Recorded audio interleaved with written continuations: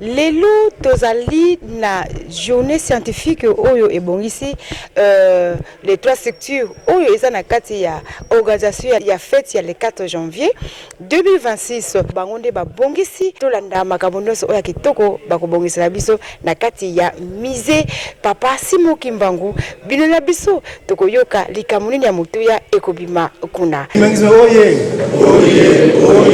Soir du monde Église universelle. Papa Simon Kimbangu, oye,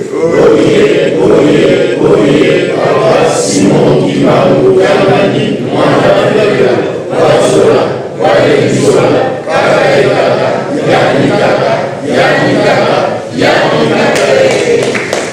Chers responsables du CEK, OFI et Sénat, distingués invités, tous les membres du CEK, OFI et Sénat, tous les courants kimbanguistes. Alors pour ce faire, les trois structures réunies ont jugé bon de pouvoir organiser cette soirée scientifique. Et nous allons parler de liens symboliques qui existent entre le 4 janvier 1956 et le 4 janvier 1960.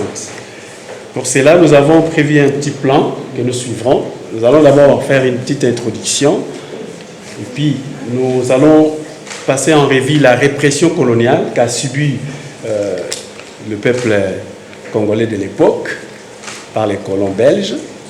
On passera en revue le 4 janvier 1959. Nous allons essayer de brosser rapidement la situation des émeutes qui ont eu lieu à Kinshasa.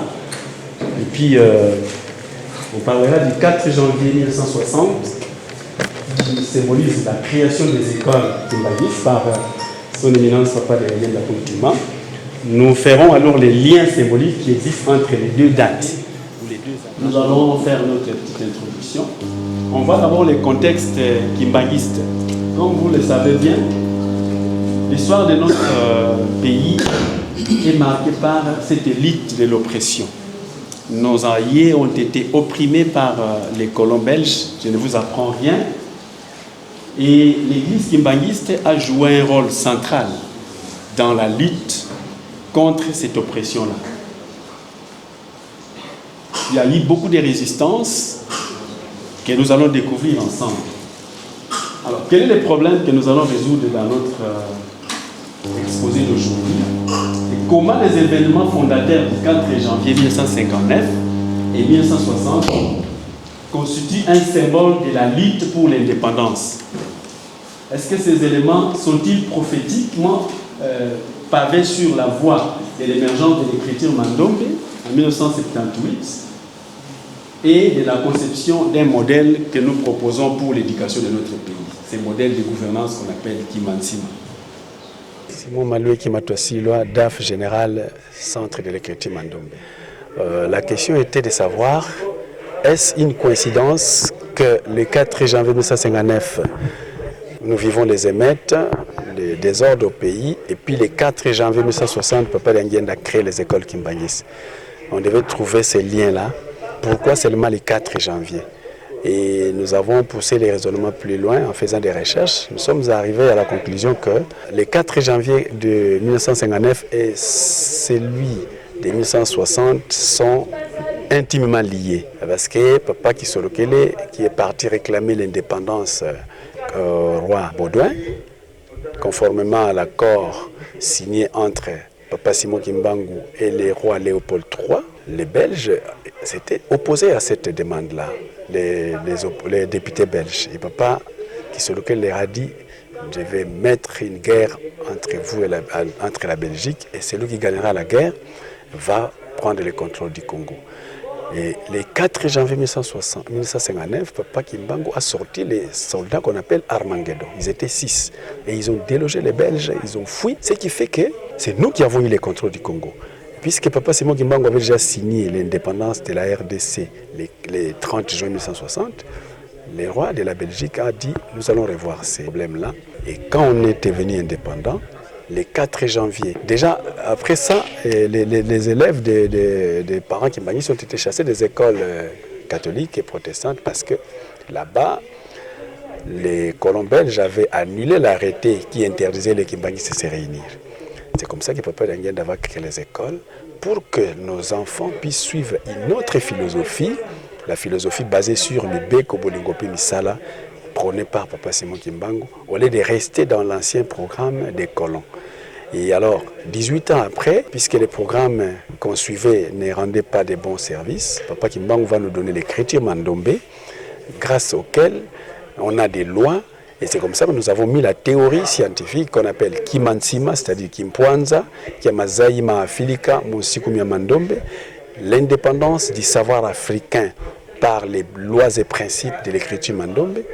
Grâce à ça, les écoles kimbanguistes pourront apporter un véritable développement que l'Afrique a tant cherché depuis des millénaires, depuis des centenaires. Moi, je suis Papa Moulaba Lumpongo Pius.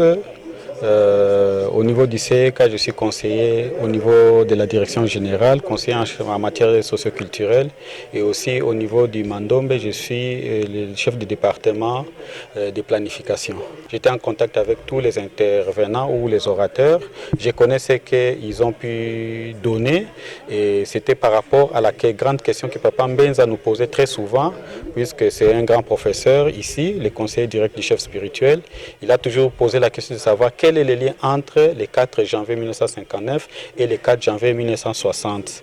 Et nos chercheurs qui ont pu intervenir à la soirée culturelle de ces jours ont pu essayer de répondre à ces questions-là, et chacun a évoqué selon sous-thème proche à lui pour parler de ce qui s'est passé à l'indépendance. Les sangs avaient coulé, et les termes que les Occidentaux nous donnent, c'est émeute, alors que c'était une révolution. Ils veulent nous faire voir les choses à leur manière, mais avec l'éveil que Papa Simon Kimbangu nous a donné, comme le nom l'indique, son nom l'indique, les révélateurs des choses cachées, nous on a compris, ce n'est pas une émeute, mais c'était une révolution, une rupture avec leur façon de voir les choses. Et ainsi, ils ont compris cela, ils ont voulu chasser nos élèves dans leurs écoles respectives. Et Papa Diangenda a dit non, ok, nous allons poursuivre avec l'éducation de nos enfants, avec notre façon, avec notre système moral à nous. Et c'était l'initiateur des premières écoles privées en République démocratique du Congo. Et 18 ans après, on a vu l'apparition du Mandombe. Et aujourd'hui, nous devons comprendre que le Mandombe, c'est un nouveau paradigme, une nouvelle façon de voir les choses que Papa Simon Kimbangu a promis depuis 1921 pour dire que l'homme noir deviendra blanc et l'homme blanc deviendra noir. Ce n'est pas par la peau, mais c'est plutôt par les systèmes qui nous a amené un nouveau paradigme qui va aujourd'hui diriger le monde grâce au Mandombe, puisque nous avons les deux éléments du Mandombe. Papa Simon Kimbangu a bien dit à l'inventaire Wabela, Dieu paix à son âme, en disant qu'avec les deux éléments, vous ferez tout ce dont vous avez besoin dans vos activités matérielles. Voilà, Bandeko Balandi, Touti Kolanda, journée scientifique na biso, ezalaki kitoko elengi, malgré ba désagrément ya technique, binomoko boyebi ke technique ezara ba capricité, donc bo supporter biso, pamba te za pour ça que to pesa bino bile ya kitoko, to landi ndenge yango ezalaki, to landi pe ba interview to ba intervenant, to landi pe ba auto lobisi, ba o ba landi conférence to journée scientifique yango liloba bolandi bino nyonso nini ya mutebi mikuna ngana orateur ya suka na yokika alobi nini principe biso to ko landa o ko papa Diangenda tikela biso bolingo mibeko pe misala pona na Mandombe a révolution eye kati na écriture na yango to yekola yango biso banso vraiment to comme na biso na suka. Voilà ce que to landi journée scientifique na biso kitoko ya kitoko pe le côté de bino na banda ko na bino ba image ya kitoko wana nde tozalaki na mutuka na bien katango nyonso 4K papa Alenzus nzoto miki me maile belé yende mutazo ko pesa bino milili ya kitoko kasi mi alors atika kape bino te tozaka accompagner na ye wana to tsongisika matoli mingi na ye me papa Simon Kimbangu kiangani pe ba mandumiste nyonso ba sekia nyonso ba ofekia nyonso to pesi bino mbote. Merci beaucoup.